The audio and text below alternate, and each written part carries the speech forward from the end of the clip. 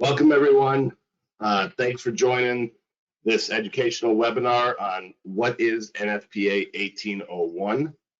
My name is Scott Epstein. I'm one of the regional sales managers here at Seek Thermal. And in case you didn't know, just a few weeks ago at FDIC, Seek announced that our Attack Pro pistol grip camera is now NFPA certified. Great news there. We're very excited to bring an NFPA certified camera to the market. So we've got another webinar in our series of webinars with Andy Starnes of Insight Training. We're very grateful for Andy's input and his ability to teach us all through these awesome trainings. Any questions, just please type in the chat and we'll try to get to them when we'll try to get them to Andy. If they aren't answered here, please email me at Epstein, that's SEPSTEIN @thermal.com, and we'll work with Andy to get any of your questions answered at a later date. With that, I'll turn it over to Andy. Well, thank you, Scott, for having me. I greatly appreciate the opportunity, and we are always thankful for these moments where we can share things in a way that helps others out. So I will preface this by telling you that I may have been in the fire service for 30 years, but I'm a student just like anyone else. So I don't know everything. I just try to share what I know. And in the hopes of that, we're going to talk about NFPA 1801, which is the standard on thermal imaging cameras for the fire service, and why that's important for you. We're going to give you a brief overview of several pieces of it and certain things you may or may not know. First of all, what is it? It is the standard for thermal imagers for the fire service. There's three standards. There was 2013 standard, 2018, and now the 2021 standard. You must follow the latest standard. Just keep that in mind if you're purchasing those cameras. It's considered one of the most in-depth documents up to date by NFPA, and I have to agree with that. Some amazing people that were contributed to that, and who I consider the godfather of thermal imaging, Bob Athenis from SafeIR, his name's all over it, as well as Bruce Farner and some very other influential people. So a lot of smart people gave up their time to make this a very successful document. It explains in detail and in depth the reasons for this standard, including the design, the performance, and the testing behind it, and why. It gives you those minimum performance standards, which is very important for you to understand. If you want to know where this came from, as far back as I can research, it started in this research workshop you can read about in 2005 called the Thermal Imaging Research Needs for First Responders. And they asked the following questions. If you've attended our other webinars, you've heard this before. But it basically said, what advances or technological advances are needed? What are the research needs for first responders? Consider that question and where we are now with research, considering groups like Illinois Fire Service Institute, UL, and many others that are doing great work. And the question 3 and 4, where NFPA 1801 come into play, what performance metrics are needed? How do they differ from current methods? And I want you to consider that question when you think about fire departments when they buy fire trucks, hose, turnout gear. They have a spec built, a spec they follow. They want a certain standard, a certain minimum performance standard, certain criteria. That's why this is important. That's why we have an evaluation criteria form that we allow fire departments to use that's based on this document for fire departments to test cameras and what standards are needed. And if you go further, if you want some great in-depth brain dump or mind dump reading, I challenge you to look this document up. I've got the QR code there for you so you can go straight to it. It's NIST Technical Note 1499, which is the performance metrics for firefighting thermal imaging cameras, small and full-scale experiments. Incredible work, incredible document. However, it's older. So in my opinion, I think this document is profoundly impactful as it was to development of NFPA 1801 needs to be redone with current technologies, along with certain things like the spatial resolution standard within NFPA 1801.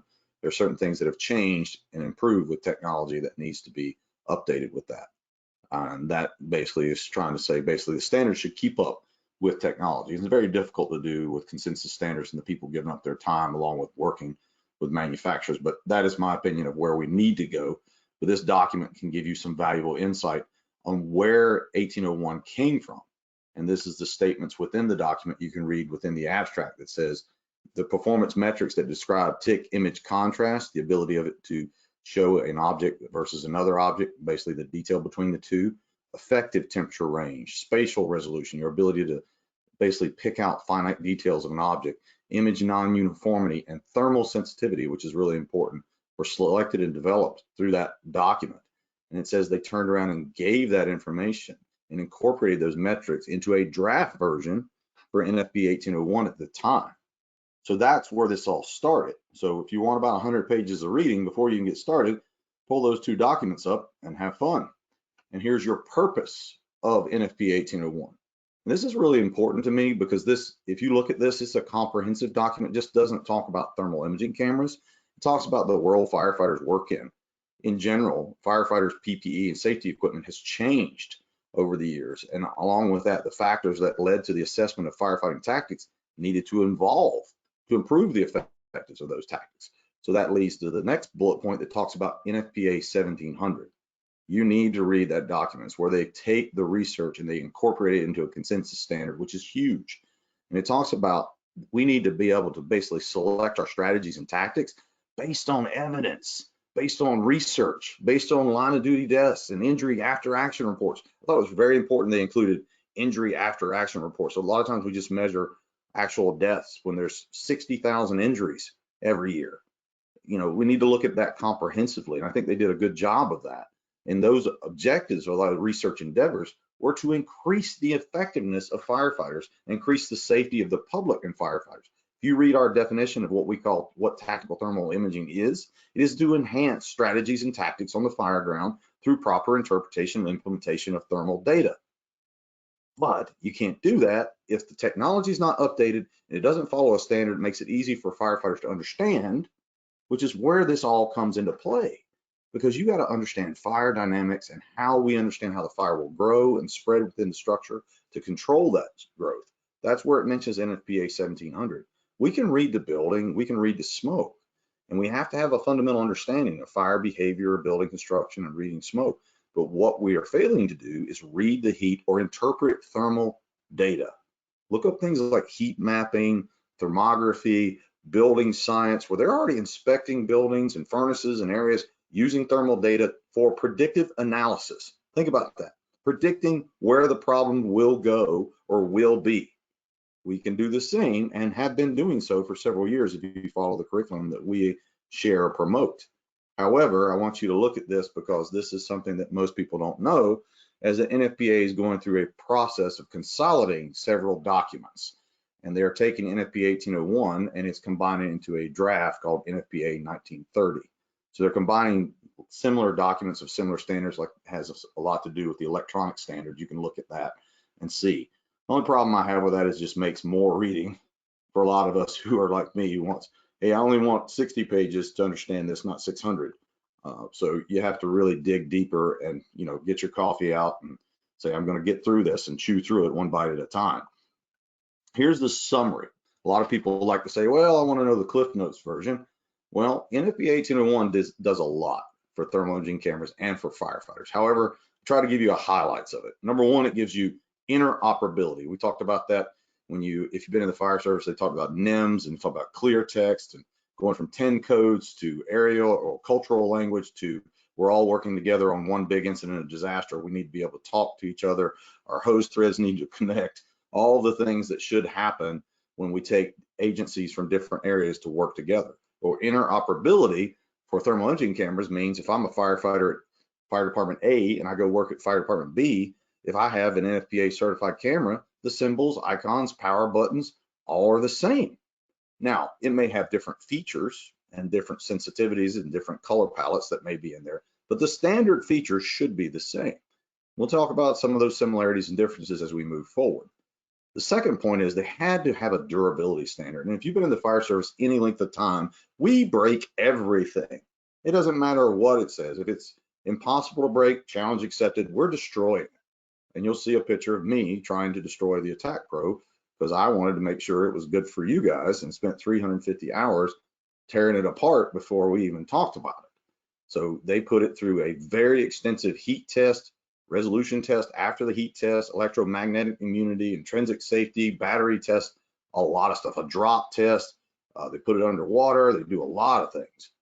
The field of view of the cameras. It's really important for us to understand that the human eye sees 60 degrees vertically by 170 degrees horizontally, but NFPA only requires a minimum of 20 degrees vertically by 36 degrees horizontally. That's pretty narrow.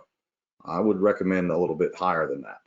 I do agree with the resolution standard, a 320 by 240, and I put or equivalent because they have a piece or clause in there that talks about the standard allows you to have less than that if it can meet a spatial resolution or pass a spatial resolution test. You will see most of the cameras are going to be in that 320 by 240 or 76,800 pixel range. What we have to watch for is technology improves and pixels get smaller and software gets better. You may see software or see detectors that are what we used to consider lower resolution or lower refresh rate that are performing better than previous models due to technological advances.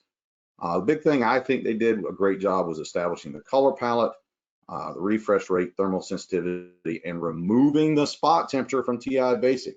That is huge. If you look at the pictures of both of these cameras, there is no number in the bottom right-hand corner because NFPA requires that being removed in the new standard because it was cited as a contributing factor in line of duty deaths because firefighters were using it as a thermometer. And we're going to go through these other portions that I kind of skimmed over as we move forward so you can see them more, not at a glance, but more of an appetizer portion. If you look here, it's just a table at one of our training events. There's a lot of cameras on the table.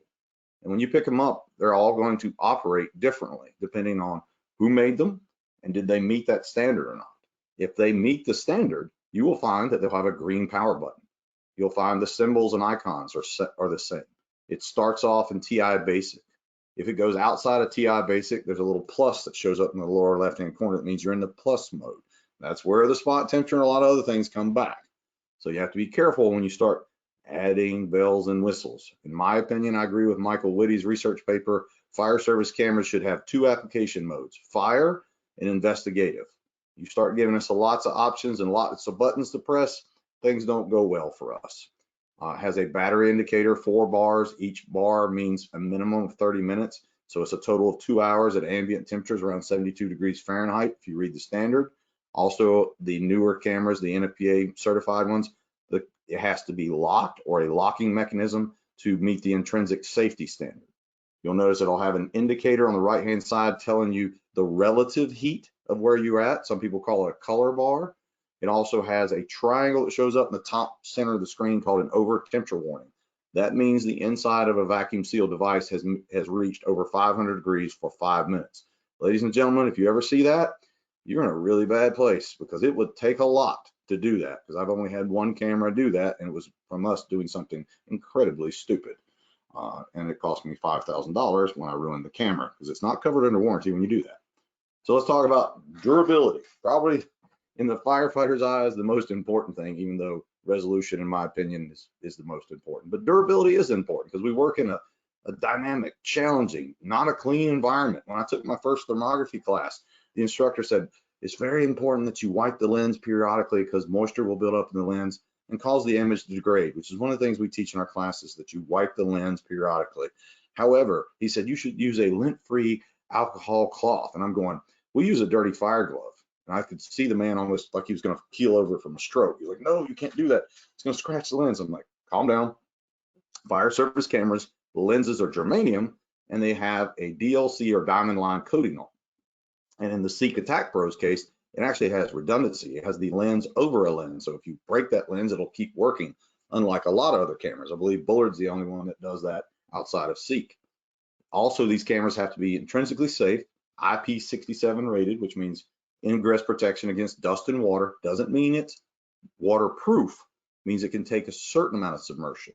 Must withstand a 6-foot drop onto concrete, not a throw out of the 3rd floor window like this one took in Germany.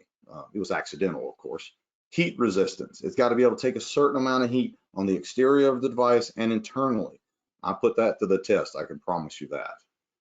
Like you say, our unofficial motto for Insight trainings, we used to do a lot of dumb things in the name of science, but this one has taken a beating and still works quite well. However, I would tell you that when you're cleaning it, make sure you follow 1408 when it talks about the maintenance and training standards. Do not use harsh solvents on them. Use gentle soap and water, alcohol wipe on the lens and the charging contact. Do not use solvents, paint remover, paint thinner. Do not take a grill brush and scrub the lens. That's not a good idea. It will cause you to have issues, okay? Also, when we talk about the interoperability, notice the big green button. In my opinion, if you read this, it talks about you should be able to operate that button with a gloved hand.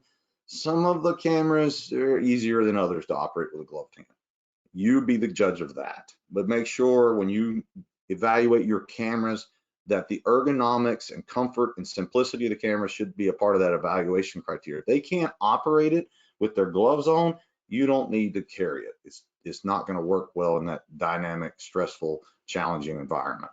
Another feature not too many people are aware of is if your camera is equipped with application modes like selectable modes. If you see the little plus button in the bottom left-hand corner of the screen, that means we're outside of TI Basic.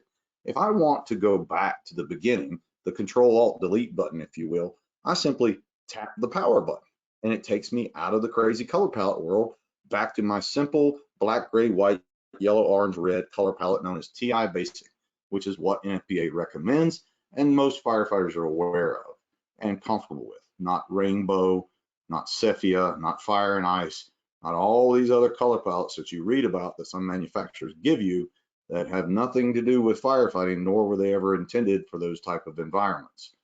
When we talk about interoperability, I want you to remember 3 words: make life easier. Okay, if you're a training officer, the last thing you want is more things to add to your plate to complicate and cause issues when you're training firefighters.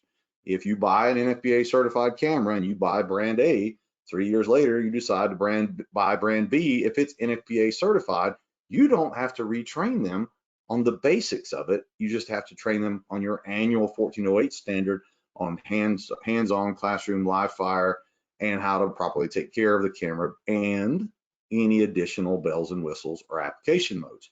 The basic way this camera should be set up per NFPA in this diagram here is when you turn it on, you should see these diagram or these icons. You see in the center is the over temperature warning, the top, you see the plus button, which means we're outside of TI Basic. If it's equipped with a low sensitivity mode, it will have a green triangle in the upper left-hand corner indicating you are in high heat and you are getting less detail, hence low sensitivity to detail. The easiest way to teach firefighters, if that triangle goes up, your butt should go down and water should go up because you are seeing a certain significant amount of heat that the camera had to adjust for. On the right-hand side is the relative heat indicator or color bar, which tells you where you are approximately in an apparent temperature range, which is an uncompensated temperature measurement or an estimate. It is not a thermometer. So that bottom number in the bottom right-hand corner is counterproductive in my opinion. So if you read Michael Whitty's research paper, which I quote his a lot, he says you future-proof your training by buying an NFPA certified camera. Now I give you the link directly to that paper so you can read it and tear it apart as you wish. And here it is. One of the reasons I quote this paper so much is it was written by a firefighter who took time to research this, and it was dedicated to his father, to his memory and the memory of his twin sister who was a victim of a house fire. Think about the motivation behind that for a second. I don't even know the man, never met the man, but I can tell you I quote this paper because it's easy to read, it's easy to understand, it references fire departments across the world, their training standards, it references data, it talks about performance, it talks about why you should use NFPA 1801, and guess what?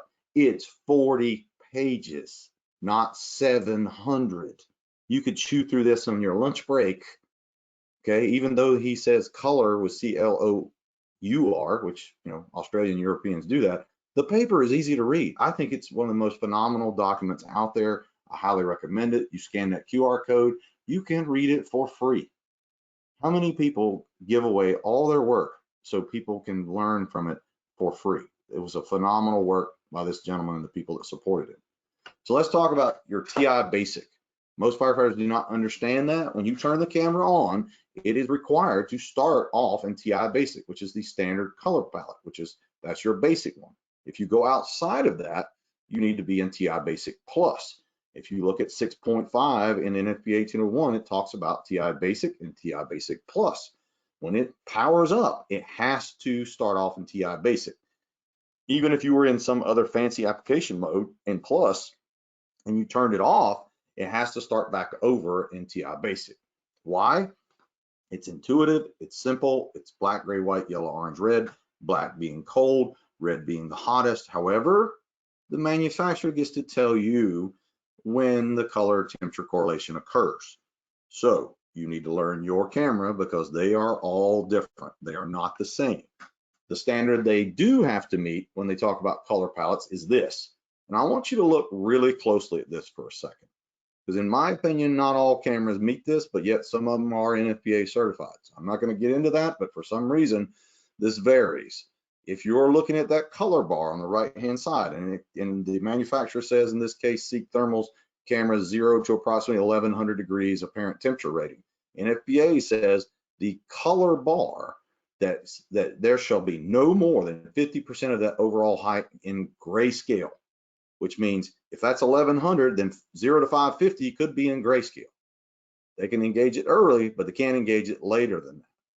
Then it also says if you have color, it's an overlay, which means it's like a highlighter, if you will. You should be able to see detail through the color up to the point of saturation, which means all the way up to the point of when it gets to its max temperature, then it can block out details. I need you to look at that in a training environment before you find out in a fire environment what you determine as colorized areas are resolvable according to whom? The company that did it, or you in a smoke-filled environment wiping your face piece saying, what is that behind the yellow? What is that behind the orange? So, you know, if anybody that knows me knew that I was huge on color from day one. Now I am a half and half guy. I believe grayscale and color should be a healthy balance. I think as you grow and age and learn, you start to see that you don't know everything and that color is important, but grayscale is phenomenally important for us when we talk about live fire layout and a lot of other things, like looking at this firefighter and seeing how detailed he or she is in this image. If there was a lot of color around this person, maybe I couldn't see certain things. So as technology improves, still remember the standard has certain minimum standards that they have to follow. And this is an example of seeing TI basic color palette from our ARF trainer at work. Watch when we light this thing off, it's gas fed.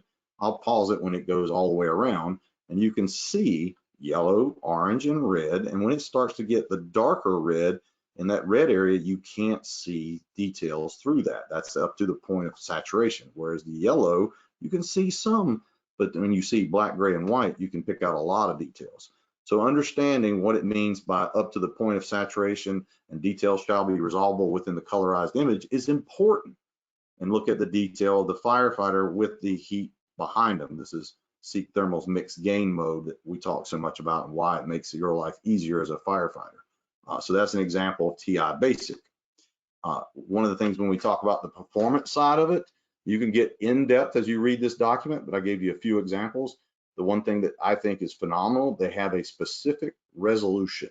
It has to be a minimum of 320 by 240 or 76,800 pixels, or basically that spatial resolution test comes down to, can a firefighter identify a small child's hand at approximately 15 feet? That detect, recognize, and identify portion is important. When you look at the detail in this one, we're looking at approximately 20 feet away from the fire. You should notice your ability to see things at further distance and high heat may degrade with certain cameras. And depending on if you're wiping the lens and doing what you're supposed to, that may make it diminish or degrade even more. But resolution is extremely important to a firefighter. Being able to see in a challenging, dynamic, dangerous environment where lives are on the line. Thermal sensitivity, however, is your ability to distinguish details between two objects of similar temperatures. What do I mean by that? Well, first, it's rated in something called millikelvin, which is a thousandth of degree. So when you look at a 98-degree pile of clothes next to a 92-degree approximately skin temperature of a human victim, it's important to have a camera with a lower thermal sensitivity to say that is a victim, instead of a washed out image that causes you to miss them. And keep in mind, scanning a room does not replace a fundamental search, but being able to see in the room so I can search more effectively is just as important. NFPA also talks about refresh rate. Those of you who bought a TV would not buy a TV less than 25 to 30 hertz because your family would be very frustrated.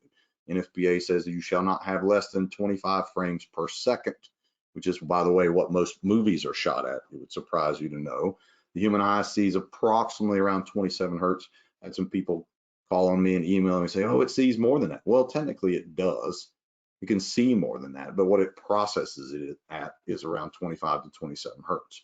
And the performance of the battery itself, like I said before, it's got to last 2 hours. It's got to be intrinsically safe. And there's a certain amount of cycles it should be able to take.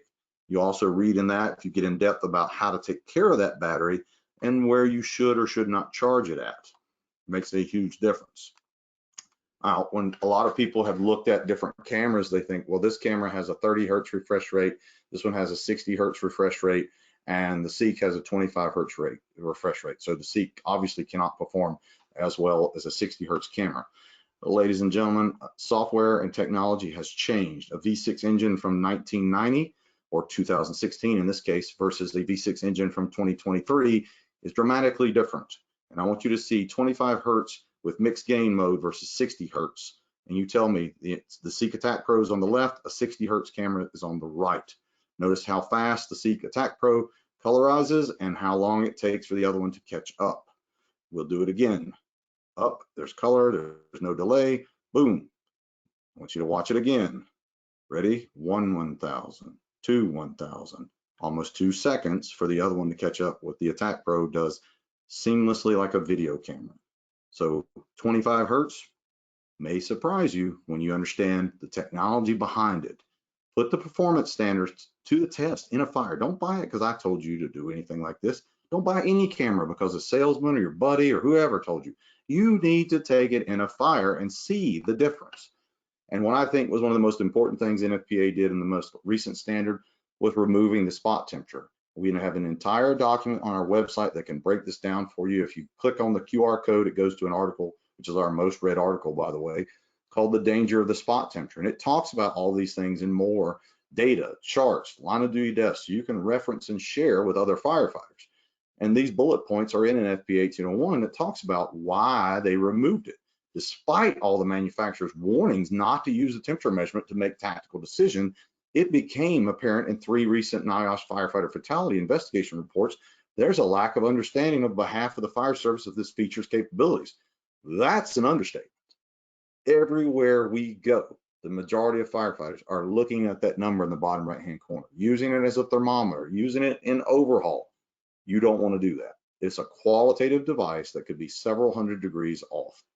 And firefighters have yet to put, in my opinion, the amount of training and education knowledge into thermal imaging they do in simpler subjects, which are important, like forcible entry. Ask anybody, teach you a 15-minute class on the Halligan bar and forcible entry, they'll go on for hours.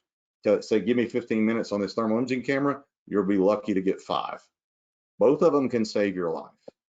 You need to understand every tool that is on that fire truck is important, but you need to have an in-depth knowledge and understanding of each one of when and why and what not to do with those devices so you can overcome those limitations. Now, let's talk about in-depth. Those of you who are purchasing NFPA 1801 cameras, why should you do that? Number one, if you're using AFG grant monies, it is a requirement to have NFPA certified devices in many cases. And in this case, it says you shall purchase NFPA 1801 2021 certified ticks. If you look up the QR code for the FEMA AFG 2021 document, you can find this information on page 54. Go right to it. You don't have to believe me, but go to it, check it out. As the chart. So the reason I tell you that is a lot of people say, well, we're using grants to buy it and we're going to look at brand A, B, and C. And I'm like, well, none of those are NFPA certified. How are you going to do that? Well, what do you mean? So if you're using grant monies, there's certain rules you have to follow.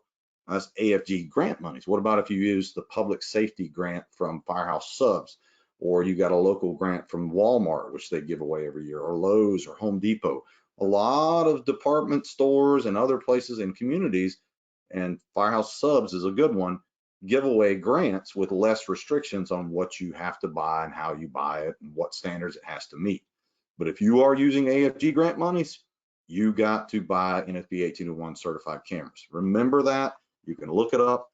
Trust me, you check it out yourself. I always tell people, as my dad says, we test, we demonstrate, you decide. Well, there you go. Go look it up. I love the fact that millennials will challenge you and look it up. Please do. I want you to. If you find something that's incorrect, let us know. We'll fix it.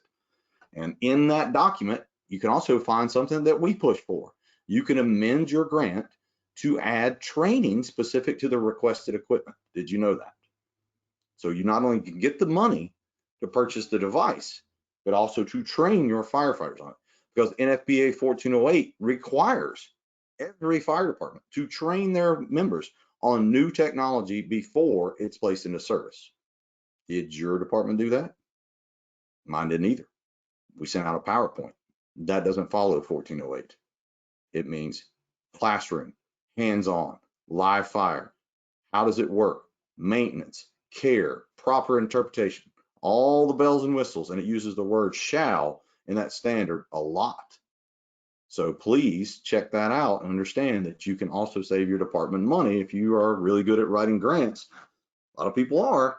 My friend David Hesselmeyer is one of the best on target solutions. You can check, or on target preparedness, excuse me. You can check out his organization and see that. But you need to understand that this is something that's valuable, especially for departments that are struggling right now with budget concerns in purchasing. A lot of places need equipment, but they don't have all the funds to get it done. We understand that. So a lot of guys also ask, hey, when we buy this camera, why, just for example, I look at the Attack Pro and the Attack Pro Plus, it's $1,000 difference roughly between the two. Why does it cost more? Well, in general, when a company decides they're going to certify their camera, the certification process is costly. I don't know what the total cost is now, but it's a lot. And they have to send them a large number of cameras to the testing company to test/destroy. And once they're done with the testing, they're audited, and they're audited annually. They can show up and take a camera off of their product assembly line to make sure that it's meeting the standard and the company's doing what they're supposed to. So that's not a cheap process. So if you look at a regular camera made by brand X and their NFPA camera that's brand Y, you're going to see a price difference between the two because they're recouping that cost. So know that up front. When people go, well, I don't understand, it's just got a sticker on it. What's that sticker mean? Well, let's say EMT versus nationally registered EMT. There's a big difference in the two. National public safety diver. You're a chief fire officer. You're certified to this. You paid more for that credentialing, did you not? Yes, you did. And that means someone looked that over and said it meets this standard. So understand that up front. There's a reason behind that. And all this stuff costs money. We don't like to spend it, but in the end, we need those certifications to give us those basic performance metrics that make your life easier. Now, another question they ask, well, which cameras are certified? Well, we're going to give you all those resources and more. As Scott said, the Attack Pro Plus is the newest NFPA certified camera from Seek Thermal. The FLIR K65 is an NFPA certified camera. The Bullard NXT is certified. Currently, the MSA 6000 is, and Argus, if I remember correctly, all of their MyTick series were tested up to that standard. So what if you say, well, I don't believe this Andy Starnes guy? Well, you can look up these cameras first and see when were they made. So some of them are not new. So what is that technology like? You look at the dates and tell me. You've got cameras ranging from 2013 to the Attack Pro in 2022. And there's good reasons and bad reasons not to buy brand new or not to buy the oldest thing. So I want you to look that up and know that up front, because a lot of things change every 3 to 5 years. And when do NFPA standards change? Every 3 to 5 years. So what's going to happen when the next standard comes out? Are you going to meet that? Does your department require you to meet it? A lot of departments are NFPA bound. Like they say, we buy NFPA, that's what we do. When you look at departments in the Midwest that are dealing with oil refineries and basically high risk target hazards, where if you take anything in there that could cause a spark, they really value intrinsic safety. So a lot of departments follow NFPA for that reason, not just for AFG reasons. And if you look at the camera and say, well, I want to make sure it's certified, it has to have a label on it saying that it is certified. You're not to remove that label. And it should also say NFPA 1801 2021 edition, not 2018, not 2013, because those don't qualify for grant money. Okay, it's on there, and it has to be in the words conspicuously positioned location. In other words, I should be able to see it pretty easily. The Attack Pro is going to be on top of the camera. You can look at your camera and see that. And if you still don't believe all of that, let's go to the company that actually does the testing. Here's their website. Here's their QR code to get to it. And this is what you do. You go there and then you hit search certified product, type in NFPA 801, then it'll have a drop down. It says fire and emergency service. Then it'll have another drop down. Click thermal imaging camera. I recommend you do this on a PC or MacBook, not on your phone, by the way. You will notice two standards that show up, 2018 or 2021. You want to click on the 2021 standard. And guess what you'll see? All the information I shared with you, a list of those certified that meet the current standard. Don't believe me. Don't believe the manufacturer, the salesperson. Look it up yourself. You owe it to yourself and your fire department to do your own homework, to trust but verify, okay? A lot of people share things in their best intent, like I have done in the past, and made some mistakes. They left out a word, they added a word. Look it up. People are human, they make mistakes. Don't crucify them and say, well, he said it was this and he was wrong. Well, people are wrong. Ask my wife. I can be right or I can be happy. So I try to give you as much information so you can verify it. Look it up and show it to your purchasing people. Hey, not only did this guy say, I looked it up, and that puts a lot more trust and points in your piggy bank, so to speak, to say, hey, look at the work this firefighter did for us. So you purchased a 2018 TIC. I've gotten this question before. Hey, can we call them up and they can make ours certified and they can turn off the spot temperature? We want it to meet the new standard. Guess what? No, they won't. Not that they can't do it. They won't do it. Why? Because that model wasn't sent off and tested, and all that money that they spent, they're basically losing. And there's some risk in that. It's also not eligible for you to purchase an older model. If you look up on that same website, it only lists the X380N as the only one listed for the 2018 standard. However, that's not 100% accurate. That's the only one available right now that's 2018 certified. All the other ones I mentioned are up to date to the 2021. FLIR, Bullard, MSA, Argus, and now SEEK are actually NFPA 2021 certified under the NFPA 1801 standard. So you will look at this information, you can verify it, you can document it, you can print it off. It gives you more information for your purchasing people to make good decisions. A good friend of mine who actually works for another company, Bullard, Manfred, wrote a great article on this when you said, hey, I want to know the difference. I know 2018, why is 2021 different? Well, God bless good people that write short articles for firefighters, because Manfred's one of them too. So we don't have to read this 300 page or 1,000 pages to understand it. Scan his QR code and he breaks down the changes and gives you bullet points. You can go into it and dig through it, but he talks about chapter 3 and chapter 6 changing and how that directly pertains to us, where chapters 4 and 8 primarily affect the thermal imaging manufacturers. So go outside your comfort zone. Seek Thermal sponsor this webinar, but I want you to look at all the other people in different manufacturers and friends of mine that work in this. They're all doing good work, but they want you to be educated on your product. We're not trying to sell you. We're trying to share with you. We want you to be an educated, intelligently aggressive firefighter. And you can't do that if we don't read as hard as we train. You look at the changes that Manfred talks about, chapter 3, this is a seemingly silly change, but you know, we are weird about our acronyms and wordings. We went from TIC to TI. Now it's thermal imaging or thermal imager. It was thermal imaging camera. Now it's thermal imager. So if you go in different places, it'll be TI, it'll be TIC, it'll be thermal imaging camera, it'll be thermal imager. I've seen them in South America and Mexico, they call them ICT, infrared camera technology. Just look at what NFPA is sharing, because that should be more of a universal wording that you can follow, makes life a little easier. Chapter 6 changes, however, to me was one of the most important, because it took away what they call the digital temperature measurement, or what firefighters call the spot temperature.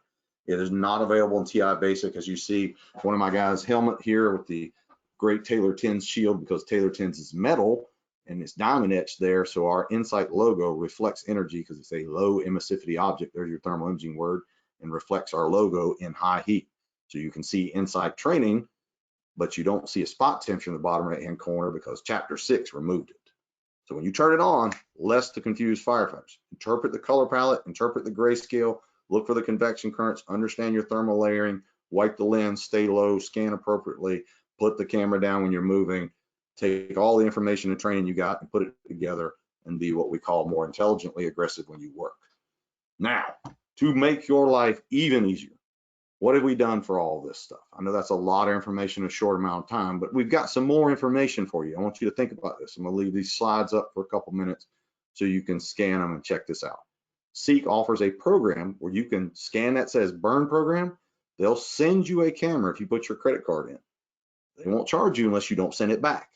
Well, when you have it, I challenge you to go ahead and download our instruction guide, which basically tells you to pick your top 3 cameras, and you take those top 3 cameras and you test them. If a manufacturer will not give you a camera to test, then you don't need to do business with them. Every manufacturer I know has burn demo units. It's just, can you get a hold of them when they have them? This makes it easier. They send it to you. You already, hopefully have already downloaded our lesson plan and understand it. And then you set your committee up. You show the 3 cameras and what you're going to test them for. And then you have your live fire or small scale burn prop demonstration. You grade them 1 through 5. You go back in the classroom and you got 2 final criteria. You know what those are? Ergonomics and simplicity, because if they don't like the way it feels, they're not going to carry it. Is it easy to use? And then who's going to provide you the best service? Because it doesn't matter if it's the best camera in the world. If your vendor doesn't take care of you, you need to find a different vendor, which sometimes leads you to a different product. I'm not pushing either or, but you need to know we will break something, or there may be a factory recall on a camera. There may be an issue somewhere. How are you going to get that fixed? They should be able to give you a loaner within 48 hours, whoever you're dealing with. Now, what are you going to do now? Well, a lot of people get tired of Googling. I learned recently using my website and analytics that 75% of the people that visit our website never go past the title page. They don't click on the blog. They don't click on the search. They go to the title page and they click contact us and send me an email and say, hey, I'm looking for this. And it's literally 1 more click away. 75% of people will not go past page 1 on Google. So what do we do for our 75%ers who are too busy to go past page 1? We have provided a free Google Drive that has NFPA 1801 resources, the literature review I just shared with you. This entire PowerPoint is in there, and Seek Thermal resources if you're interested in those products. All free. You scan that, it'll send me an approval code. I hit approve, you have access to it. Simple, easy. We want you to have the information. We're not holding back from you. I'm not worried about people stealing my PowerPoints anymore. I'm worried about people dying and getting hurt by not understanding and using these devices, or in this case, buying something and not being aware of what they bought. Like we've shared with you before about the difference between situational awareness cameras and decision-making cameras. We don't want you to buy a situational awareness camera and then find out later that's not what you needed. You need to make the right decision based on education and information. Where did all this information come from? NFPA 1408 is the training standard for fire service personnel. You want to rock your fire chief and training academies world? Go to this on the free NFPA link portion and just highlight certain portions and take that back to them and say, are we doing this? Because when they say no, and you say, well, what are we going to do if somebody gets hurt? What are we going to do when we're challenged on this? Because we have the money to buy the camera, but we're not training them on it. And training doesn't count when you just give them a PowerPoint, by the way, for a hands-on device that can get you killed in a high heat environment if you use it wrong. So read that document, the newer one, and then look at NFPA 1801, the one we've been talking about, 2021 standard. Look at that research paper from Michael Whitty. Look at that article I shared from my friend from Man from King from Bullard. Look at all the other articles out there. I've got several articles of mine in there. They're not brand specific. They are thermal imaging specific. We want you to learn these devices so you can use them correctly. And if you want more than that, do us a favor. Go to thermal.com and look at the free videos we made with Seek Thermal. Look at all of our social media stuff. Every single day, Insight Training posts some type of educational content. We also have a free website. If you go to the blog, if you click past the first title page, you will find a free educational resource. Every article was written because good people like you asked a great question, and we thought, that question's been asked a lot. We need to write an article with videos and resources, and we go back and update those resources when there's errors in them and things change. We do that. We stay up to date on things. And then please look at our private Facebook group called Tactical Thermal Imaging. There's over 1,000 discussions in there. Dozens of files, free to download. You can ask questions, all in there. You have to answer 2 questions to join to prove to me you're not a robot. And then look at our Twitter, our Facebook, and look at my instructors pages, Joey Baxa, Tim Mills, Thomas Anderson. Go to if you're an Instagram person, look there. And probably the most underused resource that we offer that I spend a lot of time changing and updating is a YouTube channel that now has 360 videos of our own, 700 videos total, organized by brand, subject matter, under playlist. You don't have to hunt this stuff down. It's already done for you. If you're a TikTok person, we have one. I don't go on there much, so it's not updated as much as everything else. And then the LinkedIn is mostly professional, educational documents and our free classes on our schedule. You can see that on Insight Training LLC or my own, Andy Starnes, and go to Andy Starnes at instructorandystarnes.com for my email. There's my phone number. My website has a contact us page. All that's done to make life easier for you. I'll go back to this one in case y'all missed it, because a lot of you are still scanning. Please check out this free resource and make sure you scan that, and then make sure you also check out the Burn program like we mentioned, because that gives you access to newer technology that you can pair with any other camera you want. And then if you want the free resources that we have, we can send you the previous webinars so you can watch them at your leisure. A lot of guys putting it in when they're running on the treadmill or driving to work and listen in. Whatever works for you. We're all busy, but we've made it possible for you guys through the sponsorship with Seek and our partnership. It's free. You can get free training that to you, for you, at your own pace, at your own schedule. And we got more to come. So please understand, this information is not any good if you don't read it, interpret it correctly, ask questions, and dig deep into it. Don't be a surface level firefighter when it comes to book knowledge. Book knowledge has been undervalued, underemphasized. We are a blue collar profession, but if you don't have a strong head knowledge along with your strong heart knowledge, your skills are only going to go so far. Your skills have to have that depth of understanding. A skilled firefighter with this knowledge is so much more efficient, so much more better, and can make better decisions under stress, and they can actually fix problems. So make sure you check those resources out. Let us know if you have any questions. And Scott, I'm going to give it back to you, sir. Thanks, Andy. That's great presentation. And if anybody needs a recording of it, please send me an email on Monday and I'll get you guys out a recording, a link. Thanks again, Andy, and everyone for attending. That's all we've got for now. Keep your eyes and ears open for more webinars with Andy. Thank you, Scott. Thank you. Have a good day.